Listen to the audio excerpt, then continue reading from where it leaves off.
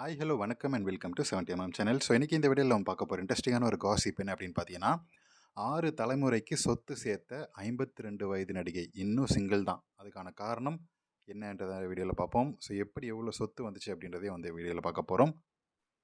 So பாலிவுட்டில் இருக்கிறவங்களுக்கு இவங்களை நல்லாவே தெரியும். ஸோ என் தமிழ் சினிமாவில் இருக்கிறவங்களுக்கும் தமிழ் ரசிகர்களுக்கும் இவங்களை நல்லாவே தெரியும். 90s கிட்ஸோடைய ஃபேவரட் நடிகையாக இருந்தவர் தான்.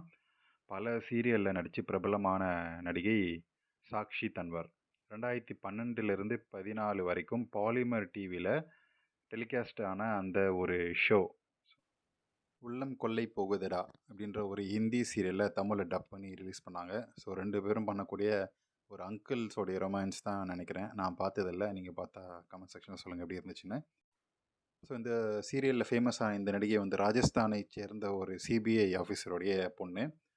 ஸோ சிவில் சர்வீஸுக்கு தயாராகிட்டு வந்தபோது தான் வந்து அந்த மாடலிங்கில் இவருக்கான அந்த ஃபோக்கஸ் வந்து கிடச்சிது. அதில் மூலமாக வாய்ப்பு கிடச்சிது. ஸோ தந்தையோடைய விருப்பமெல்லாம் தாண்டி இந்த ஷோவில் வந்து ஏதாவது இந்த ஃபீல்டில் வந்திருக்கிறாரு. ஸோ நடிக்க ஆரம்பித்ததுலேருந்து சில பல படங்களையும் நடித்தார். ஸோ இவருடைய திறமையால் வந்து கஹானி கீர் அப்படின்னு சொல்லி சீரியலில் ஒரு ஃபேமஸான ரோல். ஸோ அதுக்கப்புறம் 8 ஆண்டுகள் அந்த சீரியல் போச்சு. ஸோ அது பெரிய ஹிட் ஆனதுக்கப்புறம் 2011 உள்ளம் கொள்ளை போகுதரா அப்படின்ற சீரியலில் நடித்து மறுபடியும் பயங்கர ஃபேமஸ் ஆனார். ஸோ சின்ன திரையில் தாண்டி தங்கல், அமீர் கானுடைய பொண்டாட்டியாக நடிச்சிருப்பாங்க. ஸோ அதுக்கப்புறம் நிறைய படங்கள்லையும் வந்து சின்ன சின்ன ரோல் பண்ணியிருக்கிறாங்க. அதன் மூலமாக கிடைச்ச பணத்தெல்லாம் வந்து சேமித்தார் அப்படின்றது அவருடைய சொல். அவர் அவர் வந்து எப்படி இவ்வளோ சொத்து சேர்த்தேன் அப்படின்னு சொல்லி அவரே சொல்லுவார்ல, அது எப்படி என்னன்னு பார்த்தீங்கன்னா, நான் வந்து பெருசாக ஆடம்பர செலவெல்லாம் பண்ண மாட்டேன். நடிகையாக இருந்தாலுமே, நான் பெரிய நடிகை இல்லைனாலும் எனக்கு கிடைக்கக்கூடிய அந்த வருமானத்தை வந்து ரொம்ப கரெக்டாக வந்து நான் இன்வெஸ்ட் பண்ணேன். பெருசா என்ன ஆடம்பர செலவுகள் இருக்காது. அந்த மாரி விஷயங்கள் பெரிய பெரிய பங்களாஸ் எதுவுமே அந்த மாரிலாம் வந்து செலவு பண்ண மாட்டேன். ஸோ தேவைக்கு ஏற்ப செலவுகள மட்டும் தான் பண்ணேன் அப்படின்றது வந்து அவருடைய கருத்தா இருக்கு. ஸோ கஞ்சத்தனமா இருந்தாங்களாம். அதுக்கப்புறம் இன்வெஸ்ட் பண்ணி இவ்வளோ சொத்து சேர்த்தாங்க அப்படின்றத சொல்றாங்க. ஸோ 2 கான்ட்ரோவர்ஷியல் இந்த இதில வந்து தெரியுது. இவங்களுடைய அப்பா சிபிஐ ஆஃபீசர் வந்து அவர் மூலமா நெறைய பணங்கள் வந்து அவர்கிட்டேருந்து வந்திருக்கு. அதாவது பினாமியா இருந்து வந்த ஒரு காசு.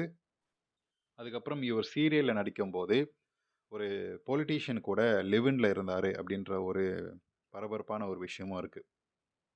ஸோ ஒரு பெரிய ப்ரொடியூசர் கூட வந்து கொஞ்ச காலம் வாழ்ந்தாரு. அதுக்கப்புறம் ஒரு நார்த்ல இருக்கக்கூடிய ஒரு மினிஸ்டர் கூட வந்து ஒரு பெரிய பொலிட்டீஷியன் கூட வந்து லிவ் இன்ல இருந்தாரு. லிவ் இன்னா அவங்களுக்குள்ளே அதாவது அந்த பொலிட்டீஷியனுக்கு கல்யாணமாகி குழந்தை குட்டின்னு தனியா இருக்கு. இவங்க வந்து கூட ஜாலிக்கு இருந்தாங்க அப்படின்ற மாரியான ஒரு கான்ட்ரோவர்ஷியல் காசிப் இவங்க மேல வைக்கப்படுது. ஸோ அதன் மூலமா அந்த இவங்களுடைய வெயிட்டுக்கு ஏத்த மாரியான தங்கத்தால இவங்கள அலங்கரிச்சாங்க அப்படின்னு சொல்லி, உங்களுடைய அழகுல மயங்கி அந்த பொலிட்டீஷியன் இருக்கக்கூடிய காசெல்லாம் வந்து தூக்கி வாரி வாரி குடுத்தாங்க அப்படின்ற ஒரு செய்தியும் இருக்கு. ஸோ, அதன் மூலமா இவங்களுக்கு இவ்வளோ வருமானம் கிடைச்சது, இவ்வளோ சொத்து கிடைச்சது. வெறும் நடிப்பு, மாடலிங்கில வச்சு மட்டும் இவ்வளோ சம்பாதிக்க வாய்ப்பே இல்ல அப்படின்றதான் வந்து எல்லாருமே சொல்ற ஒரு விஷயம்.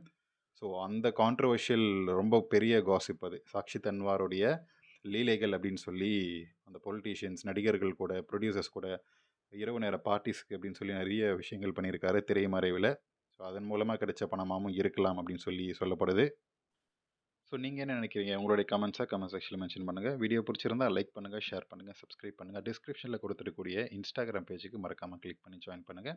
அண்ட் ஃபினான்ஷியலாக சப்போர்ட் பண்ணணும்னு நினைக்கிறவங்க ஜாயின் அப்படின்ற பட்டன் சப்ஸ்கிரைப் பக்கத்தில் இருக்குது. அதன் மூலமாக பே பண்ணி மெம்பர்ஷிப் எடுத்து ஜாயின் பண்ணுங்கள். மறக்காமல் நிறைய பேர் பார்த்துட்டே இருக்கிறீங்க, வீடியோ பார்க்குறீங்க. ஆனால் சப்ஸ்கிரைப் மட்டும் பண்ண மாட்டேறீங்க. கொஞ்சம் தயவு செஞ்சு அந்த சப்ஸ்கிரைப் பண்ணிங்கன்னா எனக்கு கொஞ்சம் அடிக்கடி வீடியோஸ் போகிறதுக்கு ஒரு என்கரேஜாக இருக்கும் இல்லையா? பண்ணிடுங்க ப்ளீஸ்.